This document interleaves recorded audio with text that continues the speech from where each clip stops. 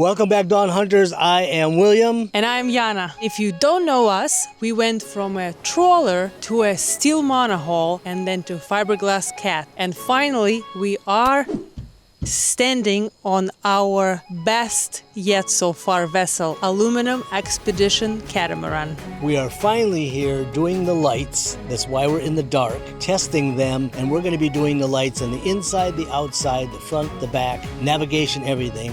Finally, we're going to be able to see what all this work has been for. First up the mast, then do the lights, then further up the mast and up the mast. And we have multiple color lights that we can program, and that will be able to see what it looks like when we're far away, because we keep losing our boat when we go to the islands.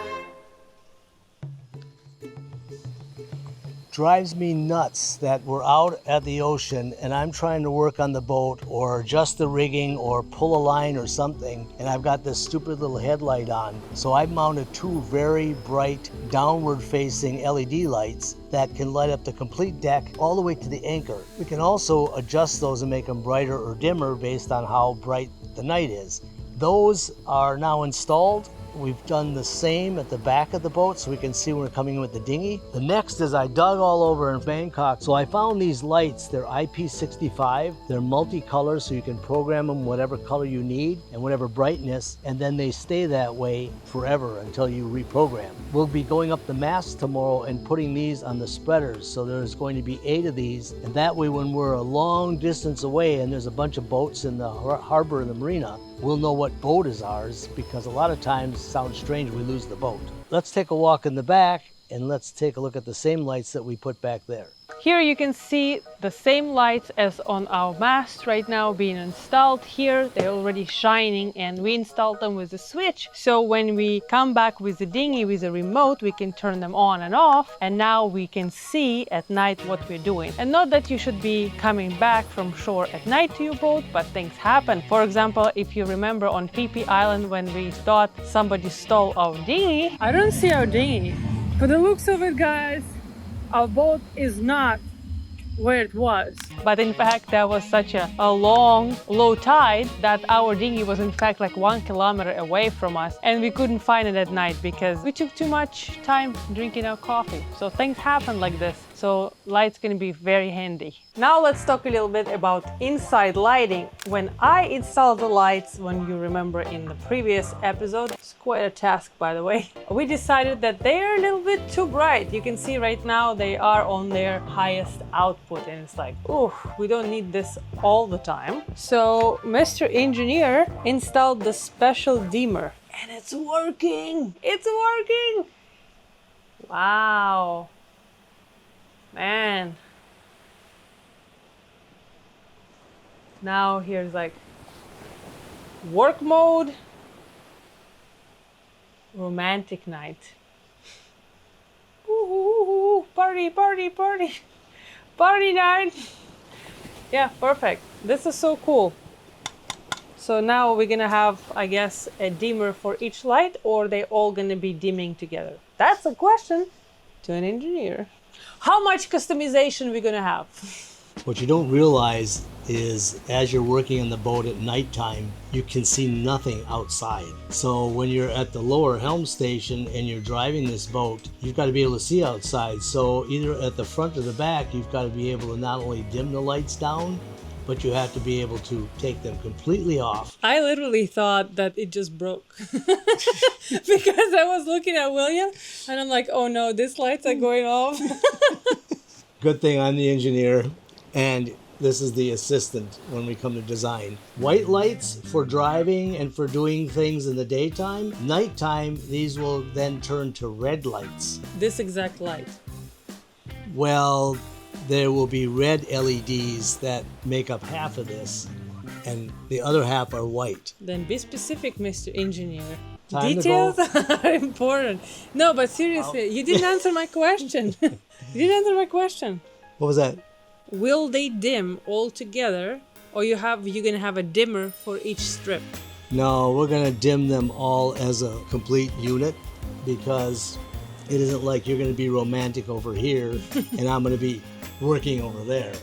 That's exactly what has to happen. That is your half of the boat and that is my half of the boat. And I want my own mood, just like in the car, in the boat. You know what? Your mood can be down in the head. I'll put a dimmer for you on top of the toilet. You can change the colors even. All right, signing off. Let me know. Hey guys, let me know in the comments. Do you like my idea of a split light system? One for the wife and one for the husband. No comment. I was always the one who had to run around and turn all the lights on and off. Turn the mast light on, turn the navigation lights off, blah, blah, blah, blah. Anchor light on. I cannot tell you how many times we forgot to turn it off. We always turn it on, but then we forgot to turn it off. Here on this boat, super engineer got us a super cool solution. You can see here on this control panel, this little sailboat, catamaran, but it's sideways, so it looks like a sailboat. You can see if I turn this, now it says sailing. Look at this. It's showing navigation light, steaming. It shows this top light. Tricolor shows the top light. And then anchor light also showing. So you can see what lights are on. The question though is still, what happens if I need multiple combinations of light? What's gonna happen then, mister? If I want tricolor and sailing, or I want steaming and anchor. See, just like with the other lights, what happens if you need to have a combo? If you need to have a combo, clearly you have not studied all of your captain license material, because with navigation you cannot have a combo or a combo. Condom. The boat is wired intentionally so that you cannot have steaming light and running light and anchor light on at the same time, because you would look like some kind of a sailing buffoon. So it is dummy proof. It's made to turn only one place. This is hilarious. I've also added manual switches with lights that indicate whether they're on or off. I can also turn on the engine power with a mechanical and a motorized power switch in the aft and starboard. Every item from the bilge pumps to the alarm to even the AIS is now on an annunciator panel, so we know what's going on in the whole boat, but not with electronics. I've got it on the Garmin, but I also have it hardwired with a good old LED, so I know whether or not that is working without having a software issue. On the front of the lower helm station and upstairs, I'm also installing the same lights. That gives us an opportunity to either be running them in a blue mode or in a red mode, because red allows you to see all the way outside. It doesn't affect the light into your eyes, so you can actually see what's going on with red and you can see outside of the boat. The lights also have a dimmer function, so you can dim them down or you can brighten them up depending on how much light you want to have. But as you can see, the reflection of the light on the ceiling is better than actually having the light shining down on the instruments, because then it becomes too bright. What it's called is ambient light reflection, so you always design your lights to reflect and not direct. These two lights will be installed in the lower section and be lighting up above us, and in that way it's not going to be affecting the light that we see all the way outside at nighttime. A whole lot of design has to go into lighting when you have a lower helm station that you don't think about until you're inside of here and you can't see out.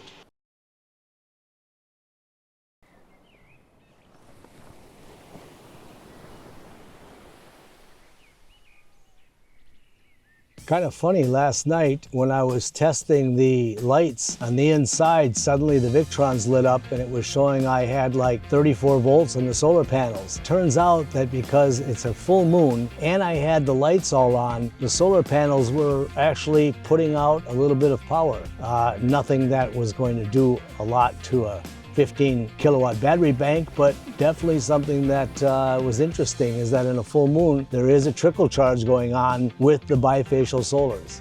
Well, if you guys looked at the video of Dawn Hunter coming from Africa to Thailand, we had a major issue with the starboard engine which locked up. And also we had a problem where the Zeus controller, which is a really phenomenal product, the wiring harness completely melted. And when we got here, I found out that it had been wired incorrectly. Luckily, the port side Zeus system, and the master volt alternator kept the boat charged along with the solar. So I had to tear all the wiring out. I had to go through and test everything. And a big shout out to the yacht rigger in Florida, because he hooked us up with the new Zeus controllers and also the alternators. Take a look at this. The yacht rigger in Florida. We were not paid for this commercial or sponsored, but we definitely are using this system because in everything that I've researched and the experience of this unit coming from Africa, it's like top quality.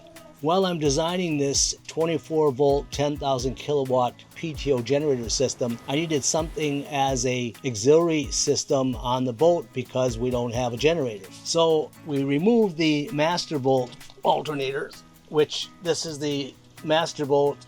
It's an 80 amp, very large case size, and ordered the Arco alternator, which is a 7,000 watt alternator. It's a true 7,000 watt. At heat, she's going to drop down a little bit like all alternators. But this alternator, coupled with the Zeus Wi-Fi controlled box, this is the brain. This guy sends the field voltage, it watches the battery state of charge, it looks at the current, it looks at the temperature, and automatically on the fly adjusts the output of the regulator to match what's required. This also directly interfaces with the Victron system, so I have both a Victron and a Zeus controller monitoring the system. If we would have a catastrophic BMS failure or something shut down, this system reacts fast enough to not allow the wiring harness or the wiring or the alternator to have a problem. So we're going to remove the rest of the alternator brackets and pieces, going to install this system, get it up and running. I did order 2 because I still have one of the original ones that's okay, so now I've got a spare. But we will be hooking this up correctly, and then I will be using this on our vessel for the 24 volt charging system for the lithium batteries. And as I said in the earlier section, we will be adding the 10,000 kilowatt PTO system, and this will become our backup system for the bank of both house and also instruments. A couple of technical details that are quite important is with the Zeus controller, it is Bluetooth, so the app allows you to communicate directly with the system, and on the fly you can be making changes and monitor what's happening. You also have the CAN bus input, you have your battery harness, and you have your regulator harness, which are independent of each other, so you can then go ahead and do the hookup and the cabling, and this box can be quite a ways away from the actual alternator system. Now, if you're talking about alternators, this is a big deal because the old alternators were using round wire. This is a specially built alternator. They provide it in 12, 24, and 48. And when I say special, is this is actually built for a 24 volt platform. It's not a 12 volt that has been modified. Also, the wiring inside is the same wiring that they are using in the high output emergency vehicle and high output alternators, because the wires are actually square. That means when they wind them, the wires can nest very close to each other, and now you have multiple wiring harnesses within one unit. And the bearing is an oversized bearing, so it allows the load on the belt and the cooling all to take place at a lower RPM. The final most important factor, and especially if you have a catamaran, is this external regulator system has the ability to run 2 batteries, and more importantly, you can run the port or the starboard, and it will automatically control the output. In this case, we would have 7,000 watts per side. We have 14,000 watts of output. You can control whether you want to be having the port or the starboard charging whichever battery bank you would like. So in this case, because I have a port and starboard battery bank, each at 15 kilowatt, I'm going to be able to charge port or starboard based on where I want to direct the power and where I want to direct the current to be going. Thus, if I need a really fast charge, I'm going to fire up both engines, run them up to an 1800 RPM, and in that case, I will be able to charge these battery banks with what we have now within a matter of 30 to 40 minutes maximum. But while motorsailing, we're going to be doing full charge all the time until it's not needed. So time to start ripping the old out and getting the new in. I don't know how many times I can say that I love sitting in an engine room without being cramped, twisted, bent out of shape, so you have full access to the engine, the controls, the battery, everything's pretty much in front of you. Even if you want to change an impeller, you're not upside down. And you can be doing this while at sea. You just have to make sure that the steering doesn't end up smacking you in the head. Very important factor is when you're changing over to a high current, high power alternator, probably more complicated than the electronics because that has become a very norm as far as programming and simplification. But mechanically, you have to be perfect and spot on. You have to use a serpentine belt because it increases the surface contact between the belt and the driven pulley of the alternator, because when it kicks in and it needs to generate 7,000 watts, it's going to be pulling, in some cases, almost 4 to 5 horsepower through such a small transfer system. So bearings, load, and even the side load of the engine has to all be taken into account. So you want to make sure that you're not taking too much load onto your bearings. Your alternator lasts forever and the bearings burn out. So the other thing is perfect alignment. You can't have even a small alignment issue, because if that's the case, you're going to start blowing belts out every 3 months. So you may as well get it done correctly the first time around, using brackets that are super thick out of steel. In this case, they're not going to have any flexing when you tighten the system down. This all comes into play mechanically, so you have a good solid connection between A and B. Later on, when I go to the PTO system off the front of the engine, then those alignment and belt issues go away because that's a direct drive. But I will still have this as a backup auxiliary and also as a test system to see if we can do this to your boat and have it be successful in the replacement of an onboard generator. Well, here's the mission: that installing this ARCO 7,000 watt alternator is not that difficult because there's brackets and kits available that at least get you close. And in this case, I'm going to be putting it on the side of the engine so that it's opposite of the factory alternator. So one alternator is going to be charging the 12-volt battery for starting along with the wind, and the other alternator is the 7,000 watt 24-volt to charge the house bank on the port side. You know, when you buy a boat electrically, whether it's a brand new one or whether it's 10 years old, things evolve and change, and you have to make a decision when you stop changing to new things. But in this scenario, I have to show you is that here's the spaghetti mess of the DC box for the engine room. What they have here is a 24-volt bus bar that was coming from the 24-volt alternator running to the front of the boat where the batteries are. And then there's a 12-volt system, so you can start either port or starboard engine or even combine them if you have a problem. But then to charge the battery, they went and put a power supply here that was meant for a house. So they took the 24-volt, went through the charger, and then they're charging the 12-volt battery. Ripping all of this out, putting a nice fiberglass box here, which will inside have a Victron DC to DC converter. So properly we're going to charge the batteries, and I can monitor everything from the engine room as far as current and draw. This is going to be soon in the dumpster. I'm going to get to laying out this second unit and making sure that everything aligns like it does on the starboard side.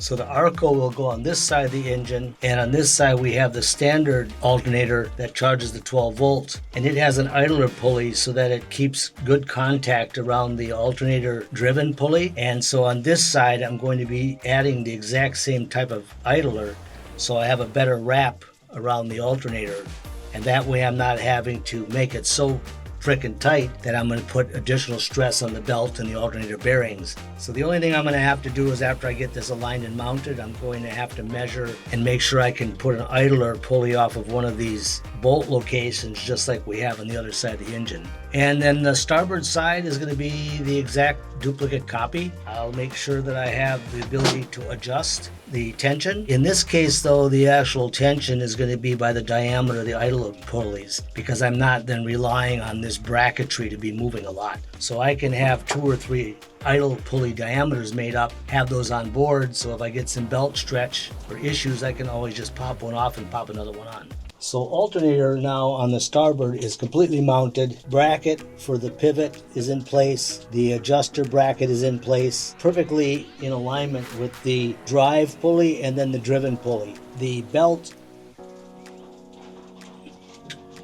then goes in this orientation, and here somewhere in this position I'll be adding the tensioning idler pulley. This will give additional wrap around the alternator and additional wrap around the engine driven pulley. I will also be changing the diameter of the pulley on the alternator because I want to run a 2-to-1. So when I'm running the engine at around 1800 RPM, something around there, 18 to 2000, I'll be running the alternator at 4000, because at 4000 with the peak curve to 5000, I can get the most output of this alternator. Naturally, if I'm motor sailing, I'm not going to be running the motor much more above, say, 2000 RPM, and that way I'll be getting maximum. So at 2000 RPM, I'm going to have, say, real life 6000 watts, advertised 7000. So 6000 per side, 12,000 watts going into the battery bank. It will not take long to keep those charged, especially if they are also being complemented by the solar and the wind.